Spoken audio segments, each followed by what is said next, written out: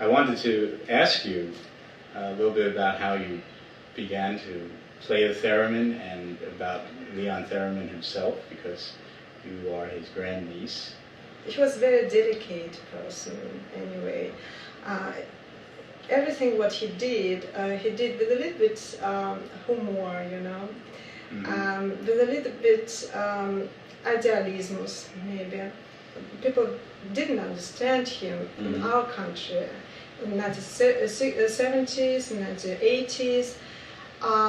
What's happened then? Electronic music in Russia was almost forbidden. Right. And Theremin was an old man after prison. And what's happened to him in 1920s and that he was famous, nobody remembers about it, you know? Yes.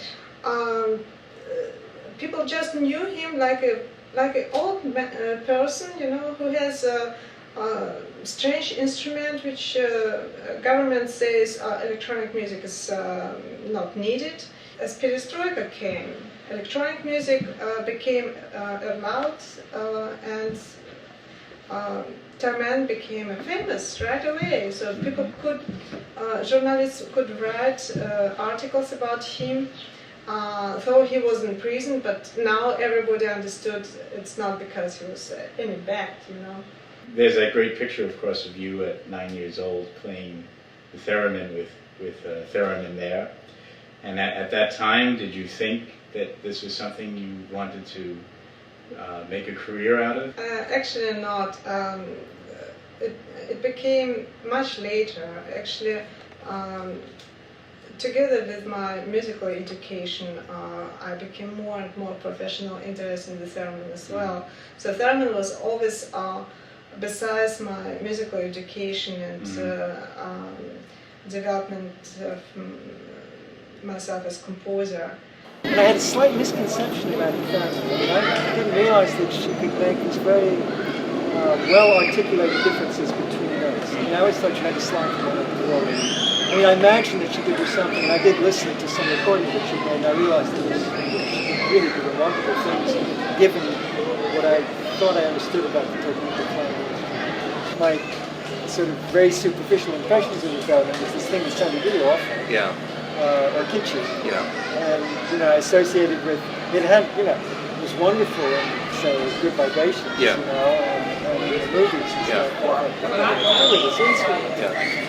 And so the first thing I thought, well, I've got to put it together with some other instruments. Yeah. I guess I thought about instruments that were both like and not like, or at least that overlapped with some of the issues that Theremin raises. The main one, as far as I could see, is the issue of intonation, because it's, I mean, there's just no, it's like singing. Yeah. You have no basis except for a lot of practice and training and a constant exercise of your ear.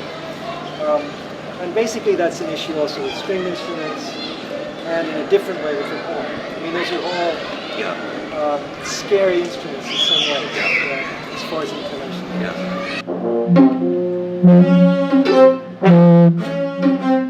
Those little bit sharps usually mean that somebody else is playing, that you're a little bit off somebody else's playing. Okay.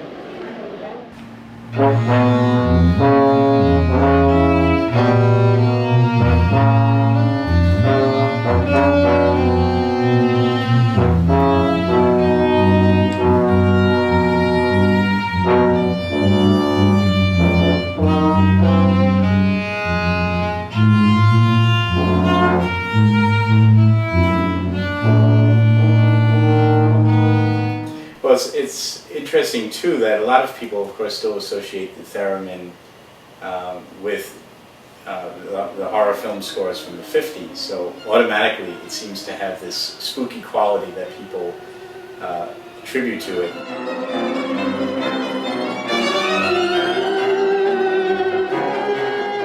You didn't try to employ the cultural history of the theremin, say, 50s movies. No. Right, yeah. No. I didn't just, there was nothing there that I felt any particular connection to. I mean, I love the movies and so forth, but... Sure. Because that's not, I don't get that from the piece No. at all. If I connect anything, I tend to connect to songs. actually both practical ways. I mean, literally, I will take, I guess we can say this now, the beginning of the piece uses the intervals out of Good Vibrations. I mean, the song has disappeared completely, and I at least hesitate to mention it now because of copyright issues and all the rest of it, but it's certainly not there in any kind of functioning sense. However, the intervals of this song, of the tune, and even the rhythmic gestures, and a lot of contours, but they're broken up, and then they're looped, and so they're kind of, it's like sampling, so written out sampling. And not even written out that much because the performers have the option in that first part to, how much they're going to repeat, and they have the spaces between the phrases are free. So it's very fluid and could change. There's this improvisatory dimension to it, which further obscure, the sources of material.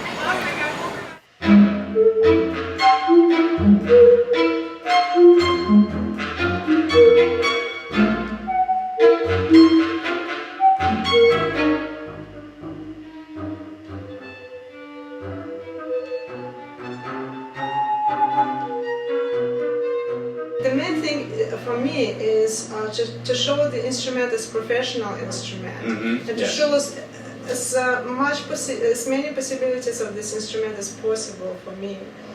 And you see in different scores like Spellbound and Ed Wood, we have a couple of parts where we have a theremin like a horror instrument, really this sound, and just next to it is lyrical parts.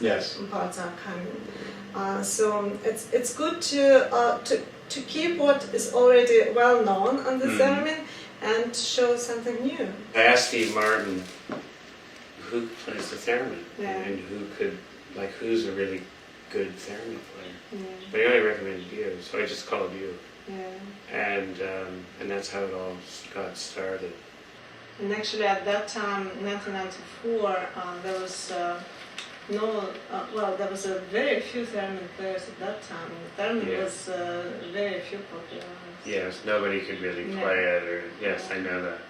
And then you played on Existence, but you didn't come to London because you were pregnant. And you couldn't fly, so you stayed in Moscow, but you recorded your part in Moscow.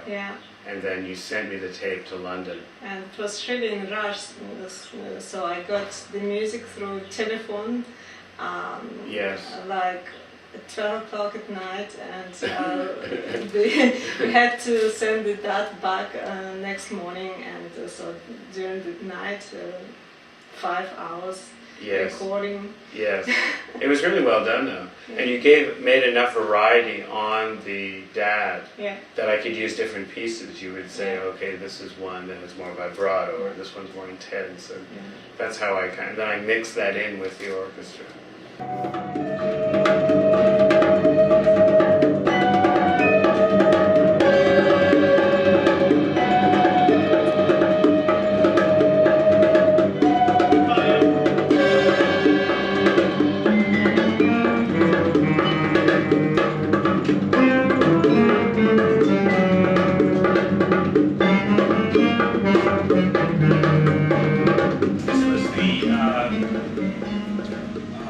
Time when Cuban music had come to America, and it was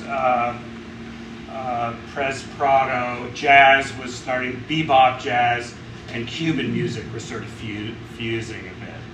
And it was the first time that they'd heard bongo drums in America in the 50s. And so that's kind of the source of it. So it's sort of using swing music and sort of Afro-Cuban sounds as well. And it doesn't need to swing that much. When I recorded this, I did it in England, and the players were very square, and it was great the way they did it, because the jazz players, they played it in a certain English way that you hear in the recording. It's actually fantastic, because it's part of the fun of the Ed Wood thing, that it wouldn't be too hip. It would kind of feel a little square in spots, and the brass wouldn't sound. There's a certain corniness to it, in the spirit of it.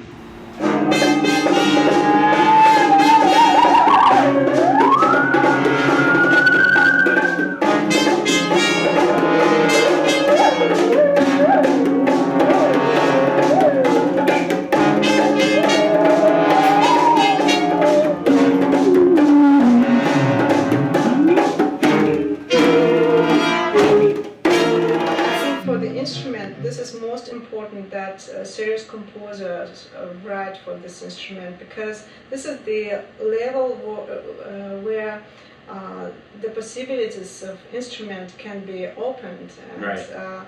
New possibilities, because this is absolutely new area and new instrument, and I still don't know what this instrument everything can do. Right. So only with new music, if I get music and I think, oh, what can I do with it? Maybe I cannot play it, and then I start to play it, and I open that the instrument can do it, and it's very interesting.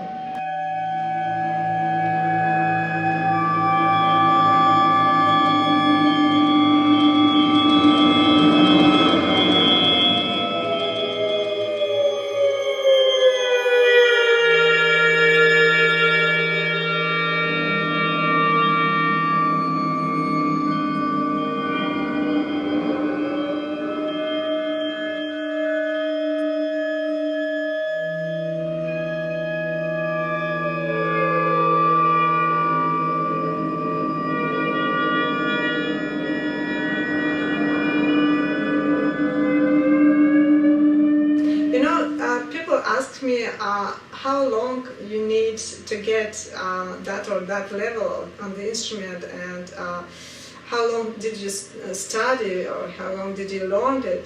That always say I'm not finished yet. So it's always developed in musicianship. It's maybe with any musician. Right.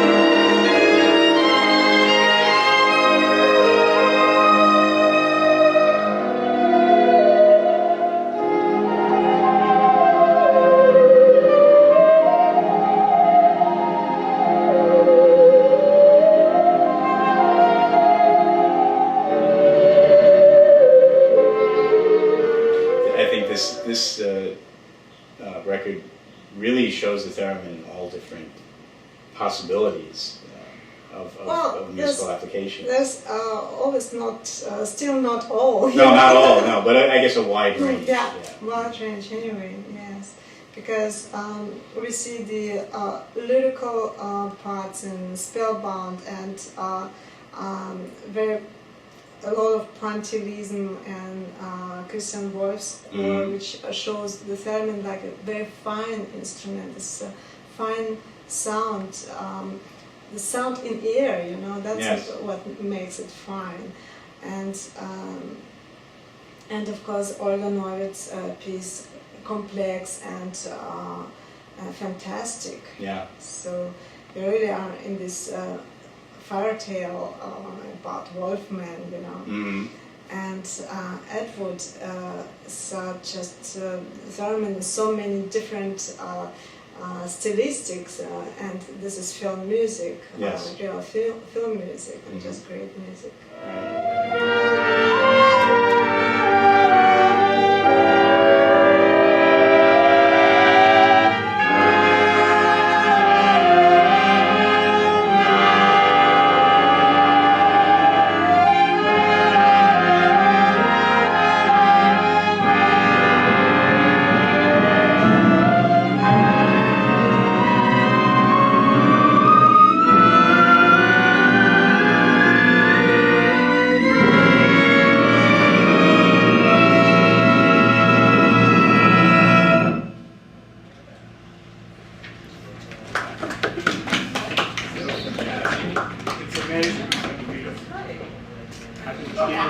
What's that? I'm in tears. It's so sweet. It's so fantastic. Do you want to say?